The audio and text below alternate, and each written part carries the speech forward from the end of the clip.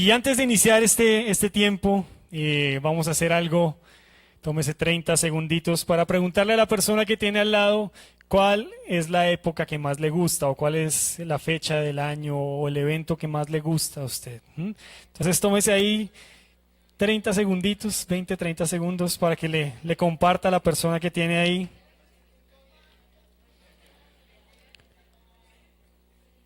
¿Cuál es la fecha que más le gusta? Y creo que muchos dijeron Navidad.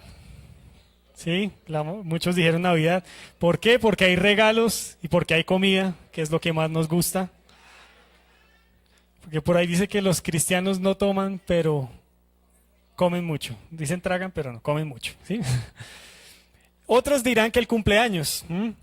Y otros así más románticos dirán que el aniversario o algo así. Entonces, para mí y creo que para mi esposa las dos épocas más importantes del año es nuestro aniversario, así bien romántico. Estoy haciendo matripuntos para esta semana.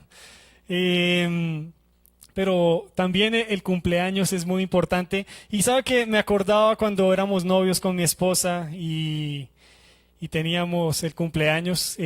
Siempre que uno, digamos, celebrábamos el cumpleaños, uno le daba un regalo, le invitaba a comer a algún lado. El siguiente año, pues uno tenía que poner sí, lucirse y ponerlo más alto. Entonces uno dice, bueno, ahora le doy tal regalo y la invito a tal lado.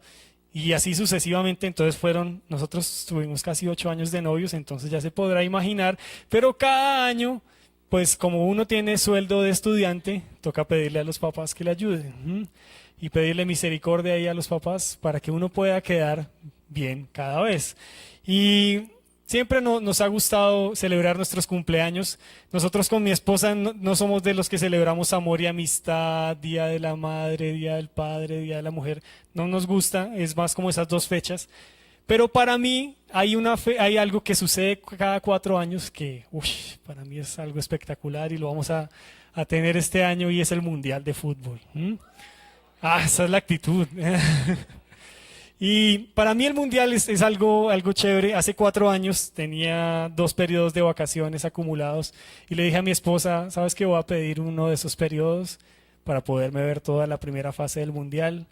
48 partidos en HD, en exclusiva, no mentiras, pero sí me tomé esos días de vacaciones. Entonces ya podrá imaginarse hasta el punto que uno puede llegar por el fútbol. Y me ponía a pensar, bueno, ¿y por qué soy así? Y es porque en la familia por parte de mi papá son muy futboleros. Entonces usted siempre en una reunión familiar le va a salir el tema del fútbol y el tema de Millonarios, pero siempre el tema del fútbol. Y me acuerdo mucho que mi papá cuando estábamos en el colegio no nos dejaba faltar al colegio por ninguna circunstancia. Si estábamos enfermos, no, pues vaya mijo y estudie. Si uno pasó mala noche, no, hágale.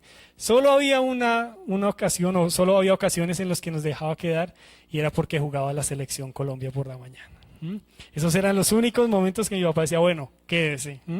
Y me acuerdo mucho en un mundial, en una inauguración de un mundial, nos dejó quedar ese día porque era la inauguración.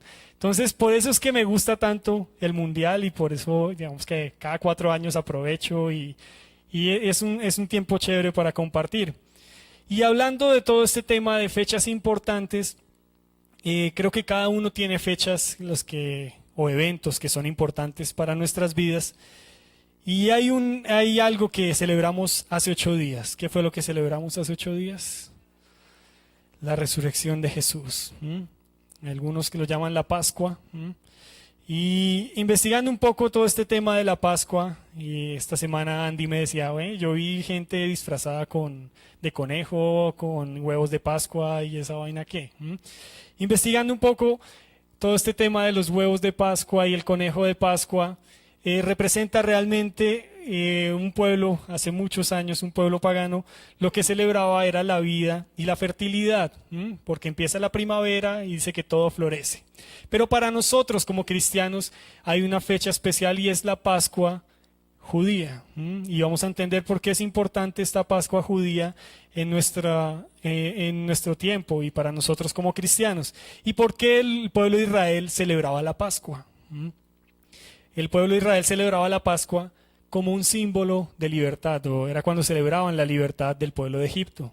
Porque el pueblo de Israel estaba cautivo por Egipto, Dios llama a Moisés, le dice vas a liberar el pueblo, él se va para donde Faraón, le dice al Faraón que libere al pueblo, el Faraón se pone duro y no lo deja, pasan ciertas plagas y el Faraón nada que deja al pueblo, hasta que Dios le dice voy a mandar una última plaga y con esta sí la sacamos del estadio. Entonces, Dios le dice a Moisés, dile a Faraón que si no deja salir a mi pueblo va a venir una plaga muy fuerte y es que le iba a quitar la vida a los primogénitos. Y es que en ese tiempo los primogénitos tenían un valor muy especial. Entonces por eso la magnitud de que Dios le quitara el primogénito a los egipcios. Pero le dice algo a Moisés, le dice, va a pasar un ángel de muerte por el pueblo, por toda la región, por todo Egipto, pero para que a tus hijos o para que al pueblo de Israel no lo tocaran, le dijo, vas a hacer una cosa, y es que vas a tomar un cordero, el cordero no puede ser mayor de cierta edad, no debe tener ninguna mancha, ninguna arruga, no debe tener ningún defecto. Y lo que van a hacer es que van a sacrificar a ese cordero, van a sacar toda la sangre la van a tener en un recipiente y ese cordero se lo van a comer toda la familia. Y si el cordero es muy grande, entonces lo van a compartir con otras familias. La idea es que no quede ni un pedacito de carne de ese cordero. Y con la sangre van a empezar a pintar los marcos de las puertas. Y usted me dice, bueno, ¿y para qué me cuenta todo eso? Ya le voy a explicar por qué tiene que ver eso con nosotros los cristianos. Y es que Moisés le dice al pueblo que haga esto, las personas del pueblo pintan las puertas y efectivamente por la noche pasa un ángel de muerte sobre el pueblo y mata a todos los hijos de los egipcios, a los primogénitos de los egipcios, y por esa razón es que el pueblo de Egipto deja salir al pueblo de Israel. Entonces, esa es la razón, ya después de que nos ponemos en contexto de qué pasaba con todo eso. Entonces, el pueblo de Israel realmente lo que está celebrando con la Pascua es la libertad. Es como lo que nosotros celebramos un 20 de julio, un 7 de agosto. De pronto nosotros no somos tan patriotas y de pronto el que es así más fervoroso pondrá una bandera en la puerta de su casa o en el carro, pero sabe que a veces no somos así tan nacionalistas. Pero para los judíos esa fecha sí era muy especial. No sé si de pronto alcanzamos a captar la magnitud de esa fecha tan especial, pero para los judíos era tan especial y para Dios era tan especial que mandó a Jesús a morir en esa fecha, en la fecha de la Pascua. Y por eso es que nosotros como cristianos es tan importante la Pascua. Porque recuerde que el pueblo judío tomaba un cordero y el cordero en esta ocasión fue Jesús. Por eso es que Juan el Bautista lo llama y lo presenta como el Cordero de Dios, porque no debía tener ni mancha ni arruga. Y por eso es que nosotros tenemos libertad. Hasta ahí creo que todos lo tenemos entendido. Y eso fue lo que celebramos hace 8 días. Y sabe que era muy interesante porque creo que muchos de pronto pusimos en nuestras redes sociales, él vive, la tumba está vacía, se cancela el funeral, y eso es chévere. Eso es chévere porque uno puede demostrarle a los demás que cree en Jesús. Pero eso no se puede quedar ahí en la Pascua. Porque a veces podemos ser de esos, como, sí, Jesús venció la muerte y quedó ahí. Como que, listo, ¿y ahora qué pasa? No sé, seguimos nuestra vida como si nada. Y cuando Jesús resucita, que es la Pascua, lo que nosotros celebramos, la palabra de Dios nos dice que Jesús estuvo 40 días más en esta tierra. O sea que hubo un periodo después de la Pascua. Porque para Jesús es muy importante, hubo un suceso que fue que Él venció la muerte, pero después hay un proceso. Y es el periodo que sigue después de la Pascua. Y por eso el título de este mensaje es Post-Pascua. ¿Qué pasa después de la Pascua? Y vamos a ver algo que sucedió después de la Pascua y es con Pedro. Y es porque Jesús le da una misión a Pedro Y esa misión que le da Pedro repercute en nuestras vidas y tiene que ver con el periodo después de la Pascua. Y quiero que vayamos un momento a Mateo 16, 18. Y esto es algo que Jesús le dice a Pedro. Y le dice lo siguiente: ahora te digo que tú eres Pedro, que significa ¿qué? Roca. Y sobre esta roca edificaré mi iglesia, y el poder de la muerte no la conquistará. Es interesante ver porque aquí le está dando dos promesas a Pedro. Una directamente a Pedro, pero otra que nos toca a nosotros como iglesia. La primera que le dice a Pedro, le dice: tú vas a ser la roca, sobre ti voy a edificar la iglesia. Esa es la primera promesa que le da a Pedro. Pero esta promesa Dios se la da, Jesús se la da a Pedro muchísimo antes aún de la resurrección, de la muerte de Jesús, aún de cuando Pedro negó a Jesús. Esta promesa se la dio mucho antes. Y la segunda promesa que le da ahí es que nosotros como iglesia no íbamos a ser conquistados por la muerte. Entonces, esas dos promesas es las que le da Jesús a Pedro en ese momento. Pero también pasa algo interesante. ¿Y por qué le cito esta parte? Porque Jesús, cuando resucita en esos 40 días, ya el último día antes de ascender al cielo, Jesús hace algo, y es que sus discípulos están pescando, Él se les aparece, les prepara un desayuno. Yo creo que el desayuno que preparó Jesús era de lo mejor. No creo que ninguno de nosotros hemos probado ese plato de Jesús. Y le dice algo a Pedro y le recordó esto. Y es un pasaje que quizás muchos lo han escuchado, y es cuando Jesús le pregunta a Pedro que si lo ama.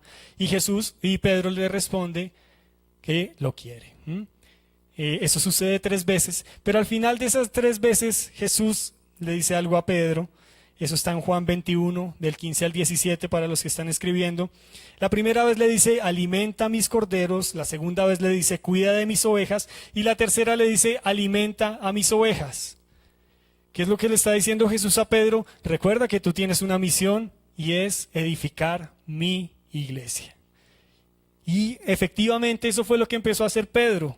Después de el Pedro que negó a Jesús, que si uno se pone a leer la palabra, cuando estaba negando a Jesús hasta echó madrazos para que nadie lo asociara con Jesús. Ese mismo Pedro después es el que empieza a construir la iglesia y empieza a edificar la iglesia. Y por eso quiero que vayamos a la segunda carta de Pedro, en el capítulo 1, los versículos 3 al 11.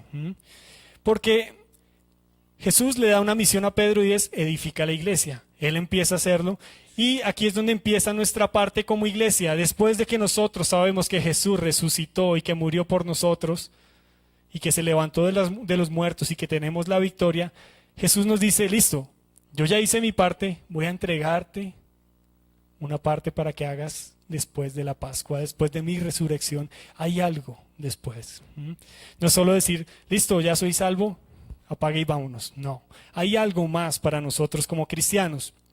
Y empieza Pedro diciendo, y me gusta mucho porque en la versión NTV, como se titula este pasaje bíblico, es crecer en la fe. Porque eso fue lo que Jesús le mandó a Pedro: ayuda a que mi iglesia se fortalezca y crezca. Y lo que nos está diciendo Pedro aquí es cómo tenemos que crecer en la fe nosotros en nuestro diario vivir. Y dice: mediante su divino poder, Dios nos ha dado todo lo que necesitamos para llevar. ¿Qué nos ha dado? Todo lo que necesitamos. No solo una parte, porque a veces uno dice: uy, Dios, pero no me dotaste de todo lo que necesitaba.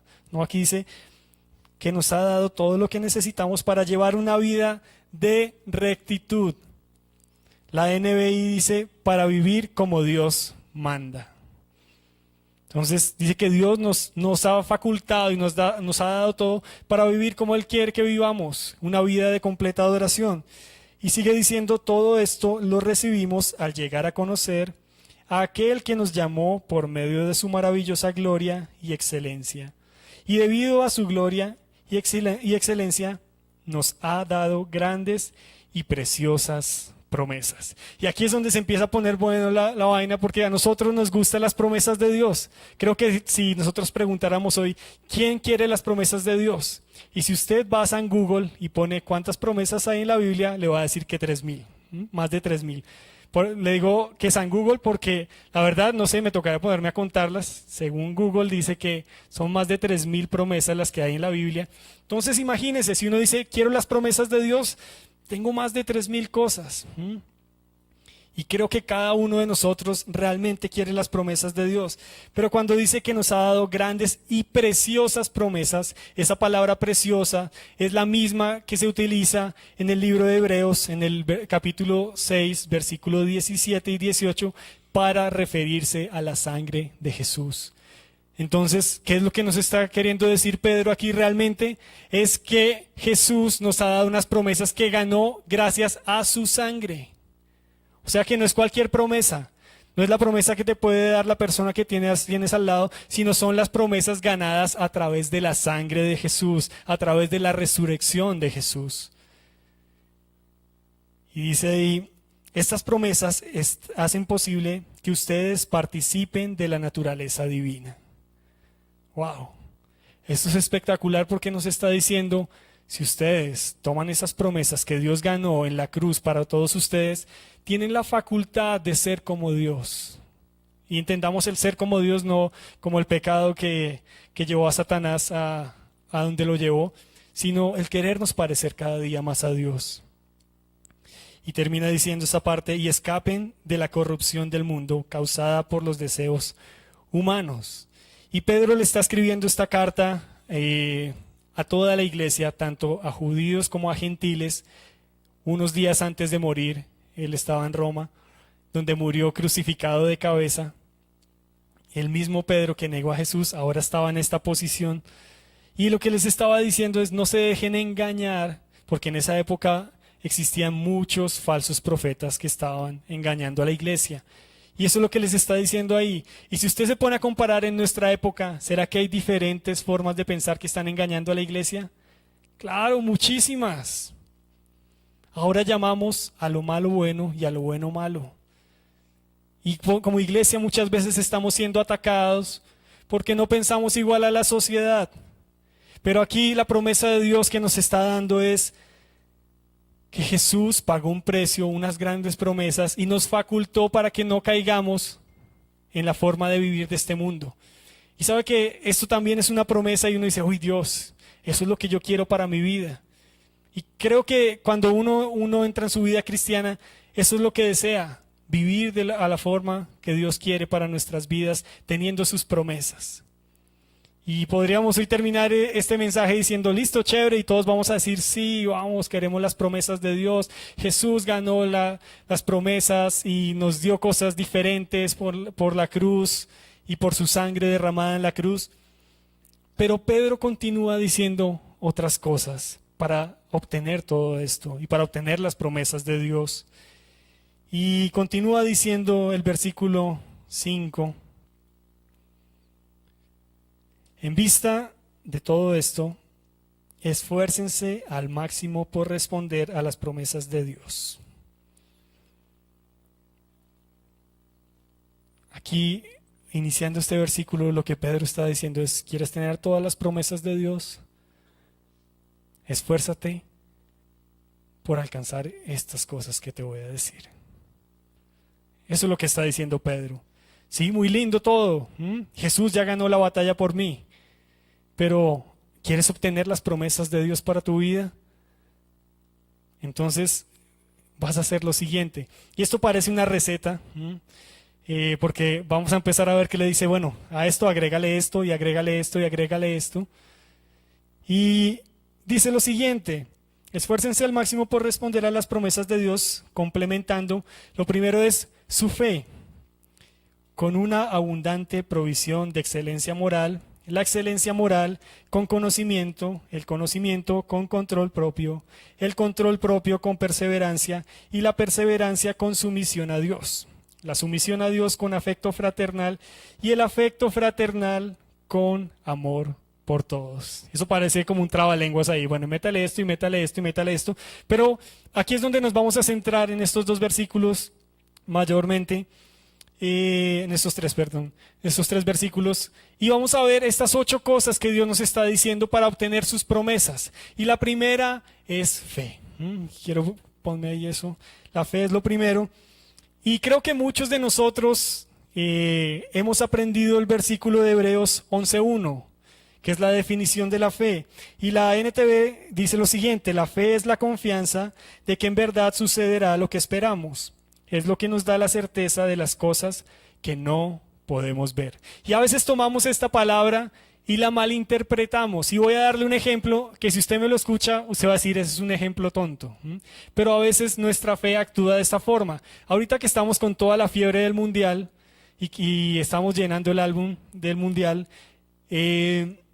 a veces pues, podemos hacer lo siguiente, y es como si compráramos un sobre del mundial, lo abriéramos y dijéramos: Dios, en tu nombre yo declaro que en este sobre me va a salir la Copa del Mundo, el balón, me va a salir Falcao, Messi y Cristiano. Y uno lo destapa y le salen dos repetidas por allá de unos japoneses que los conocerá la mamá, y uno dice: Dios, no me cumpliste, Dios, pero ¿por qué haces esto? Y usted va a decir: qué ejemplo tan tonto. Pero así a veces funciona nuestra fe. A veces nosotros decimos: Dios, yo declaro que esa casa, ese empleo va a ser mío, porque yo lo creo, porque es así. Y cuando Dios no lo hace, decimos: Dios, tú nos fallaste. Entonces, la fe realmente, claro, es ver lo que no es como si fuera, pero lo vamos a ver a través de los ojos de Dios, de los ojos de Jesús. Y si usted me pregunta para mí cuál es la mejor definición de fe, la mejor definición de fe es ver como Jesús ve. Porque Jesús vio a un Pedro, el mismo Pedro que lo negó, que echó sus madrazos para que no lo descubrieran que era cristiano. Es ese mismo Pedro que después fue capaz de morir en una cruz al revés por la causa de Jesús. Porque Jesús lo vio con ojos de fe. Yo creo que si a nosotros nos hubieran puesto a elegir si Pedro iba a ser el que iba a edificar la iglesia, la mayoría hubiera votado. Si hubiéramos hecho un plebiscito por Pedro, hubiera ganado el no. Pero Jesús dijo que sí. Si se parece en algo, no lo tome en cuenta.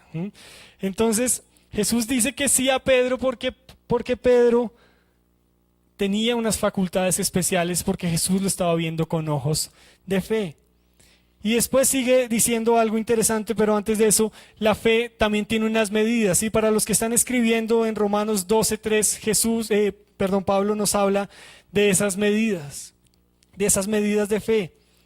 Y también Jesús en el libro de Lucas, en el capítulo 17, versículo 3, nos habla de tener una fe como un grano de mostaza. No sé si alguien aquí conoce los granos de mostaza. Mi esposa le fascina echarle a todas las ensaladas semillas de mostaza, entonces ya me las sé, y sé que Dios, cada vez que veo esa semilla ahí, cuando me la estoy comiendo, me está hablando y me está diciendo: así debe ser tu fe. Pero también la fe debe ir creciendo. Si tú tienes un nivel de fe, no puedes quedarte ahí, sino que debe ir creciendo. ¿Y cómo puede ir creciendo la fe? Lo primero es que debo pedírsela a Dios, porque Dios es el que da la fe. Debo decirle: Dios, necesito más fe para ver ciertas circunstancias. Y lo otro es que también debo poner a prueba la fe. ¿Cómo sé que tengo fe? Cuando la pongo a prueba. Y no me voy a extender en este punto de las pruebas, porque hace 15 días el pastor nos habló de las pruebas. Acuérdense que vimos las tentaciones, las pruebas y el pecado. Entonces pueden escucharlo en nuestro canal de YouTube. Entonces eso es la fe. Pero después dice: listo, ¿quieres las promesas de Dios? También debes agregarle algo que se llama la excelencia moral. Y sabe que la excelencia moral y la moral en estos días es muy difícil, porque lo que puede ser moralmente bueno para mí, puede que para ti no. Entonces, ¿cómo nos vamos a poner de acuerdo? ¿Cómo vamos a ponernos de acuerdo de qué es la moral y qué no es la moral? Y es que necesitamos tener una medida para comprobar qué es bueno y qué es malo. ¿Y cuál es esa medida? Jesús. Porque nosotros podríamos ponernos a debatir de qué es bueno y qué es moralmente bueno para ti, qué es moralmente bueno para mí. Y podríamos durar horas y días discutiendo y discutiendo, y nunca vamos a llegar a un punto de saber qué es moralmente bueno. Por eso es que necesitamos ver la vida de Jesús. Y eso me lleva a la siguiente parte porque dice que a esa excelencia moral agreguémosle conocimiento. Y el conocimiento no nos está hablando de un conocimiento humano, sino un conocimiento de Dios.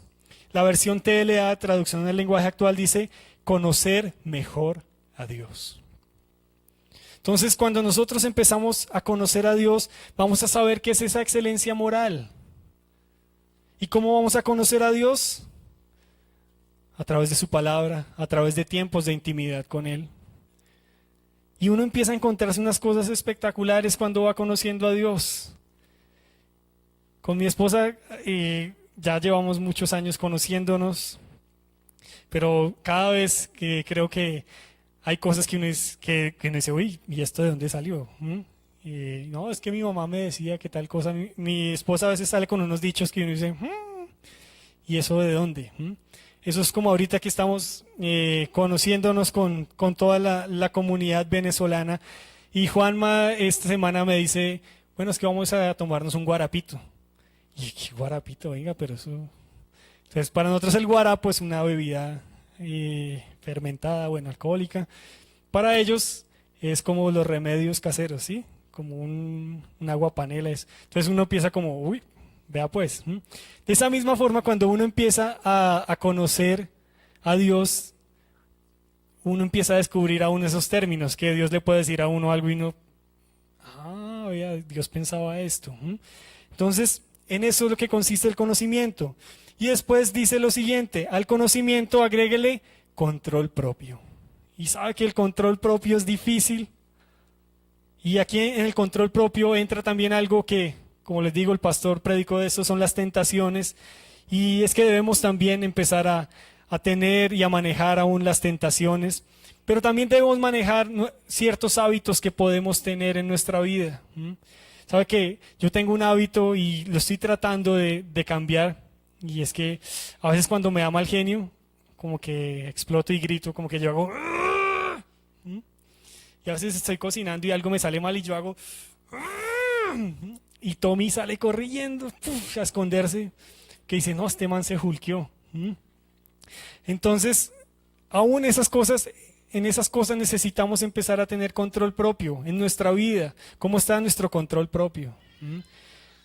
Ahorita creo que en nuestra época se sufre mucho con las redes sociales.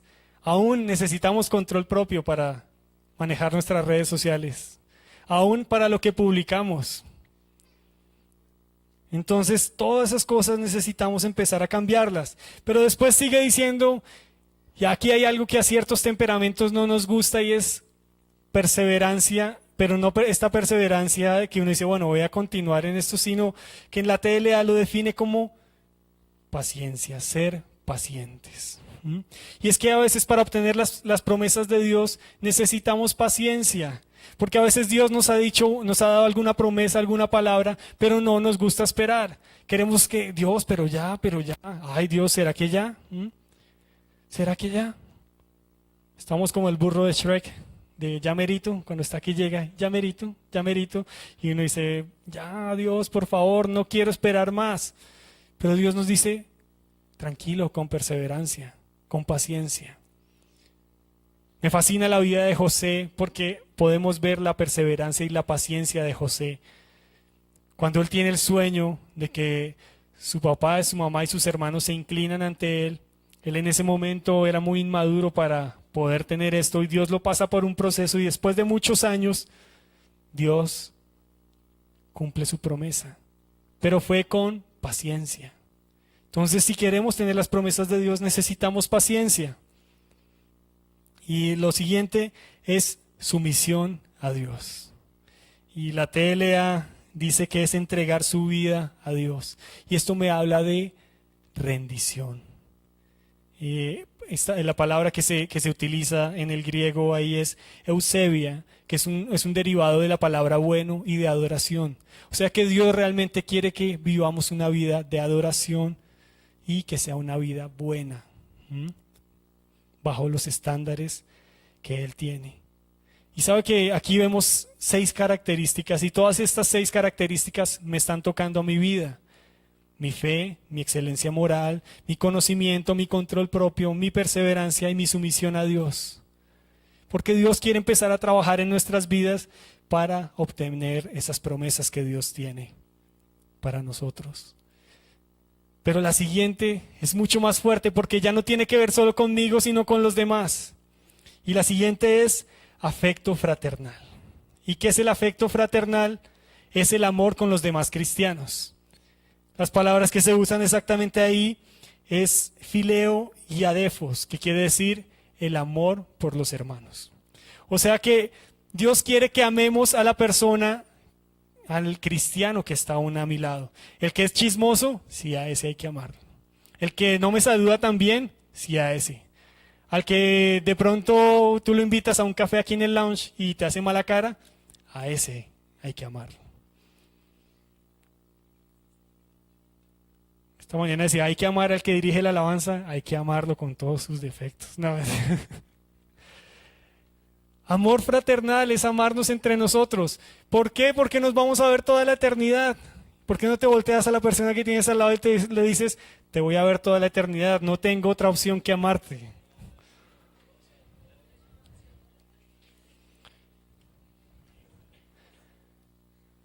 Ustedes son muy afortunados porque me van a ver toda la eternidad, así de guapo. Pero Dios después, es que Dios sí tiene unas cosas y Dios nos habla aquí a través de Pedro. Y es además de que, listo, amemos a las personas que comparten nuestra fe. Termina diciendo, amor por todos. ¡Wow! Y me impacta siempre porque si ustedes se ponen a leer la Biblia, Jesús siempre termina con esto y es amor por los demás. Entonces no basta solo con amar a la persona que va a ir conmigo al cielo, que de pronto no es tan chévere y los que son tan chéveres también, sino que me dice, ¿quieres las promesas de Dios para tu vida? Ama a todos. El que te cierra en el carro, a ese ámalo. El que no te hace los favores, a ese ámalo. Al que no te hace la vida tan chévere, ámalo. Ama a todos. Difícil. Entonces usted va a decir, oiga, no, pero es difícil amar a todos los demás, tener afecto fraternal, sumisión a Dios, perseverancia, control propio, conocimiento, excelencia moral, fe. Entonces las promesas de Dios no son para mí. No, Dios no está buscando perfección. Pero Dios sí está buscando un corazón diferente que quiera empezar a crecer en cada una de estas áreas. Y continúa diciendo ahí Pedro en el versículo 8, cuanto más crezcan de esta manera, más productivos y útiles serán en el conocimiento de nuestro Señor Jesucristo. ¿Y eso en qué se traduce? En frutos. Porque si vamos a ser más productivos y útiles para el Señor es porque damos frutos. ¿Cómo podemos medir que realmente estamos haciendo todo lo anterior? A través de frutos. ¿Qué frutos hay en tu vida? Pregúntate eso esta mañana. ¿Qué frutos hay en mi vida? Y sigue diciendo, pero los que no llegan a desarrollarse de esta forma son cortos de vista o ciegos y olvidan que fueron limpiados de sus pecados pasados. Muy fuerte lo que dice Pedro acá. Que nos está diciendo, si no estás haciendo estas cosas, estas 8 características, si no estás en pos de crecer en estas 8 características, es porque te has olvidado de dónde te sacó Dios. Es porque te has olvidado de que Jesús borró esos pecados. Porque no sirve solo con decir, listo, celebramos la Pascua, Jesús resucitó y ponemos todos en nuestro Instagram, en nuestro Facebook, Jesús resucitó, la tumba está vacía, sino que tiene que verse a diario en nuestra vida. Sabes que Dios no te va a stalkear el Instagram o el Facebook, sino que te va a stalkear el corazón. Va a buscar qué es lo que hay en tu corazón realmente. Pero después sigue diciendo algo mucho más fuerte, Pedro. Así que, amados hermanos, esfuércense por comprobar si realmente forman parte de los que Dios ha llamado y elegido. Uf. Eso nos rompe todo. Eso nos rompe todo porque la vida cristiana tiene que ver con frutos. Y si en nuestra vida no hay frutos, es porque quizás ni siquiera hemos recibido a Jesús.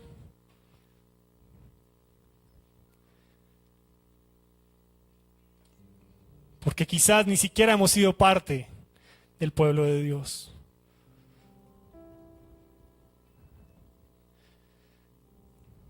Y sabe que este tipo de mensajes no nos gusta.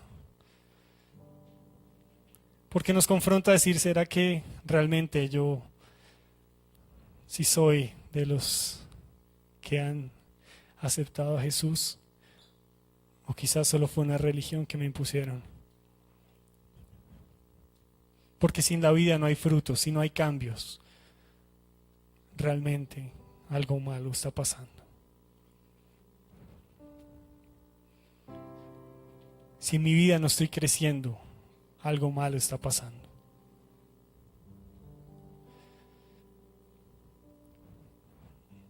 Pero después dice algo también que es muy fuerte. Dice, hagan estas cosas y nunca caerán. Y sabe que cuando está hablando ahí de caer, no está diciendo que no nos equivoquemos o que no podamos caer algún día, porque somos seres humanos, somos imperfectos, sino que cuando está hablando de caer, nos está hablando aún de perder nuestra salvación.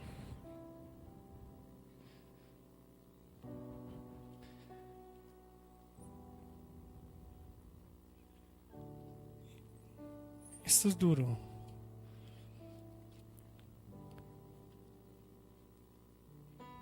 Termina diciendo el versículo 11. Entonces Dios les dará un gran recibimiento en el reino eterno de nuestro Señor y Salvador Jesucristo. Y saben que la primera promesa de Dios es su reino eterno. Y que cuando no queremos dar fruto, estamos aún poniendo en juego esa promesa de Dios para nuestra vida. Si quieres ponme la diapositiva donde están todas las 8 características.